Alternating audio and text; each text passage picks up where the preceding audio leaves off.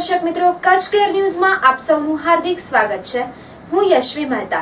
દર્શક મિત્રો, મહાશિવરાત્રીના શુભ પર્વ નિમિત્તે આપ સૌને આ પર્વની હાર્દિક શુભકામના। તો દર્શક મિત્રો, હવે જોઈએ સમાચાર વિસ્તારથી।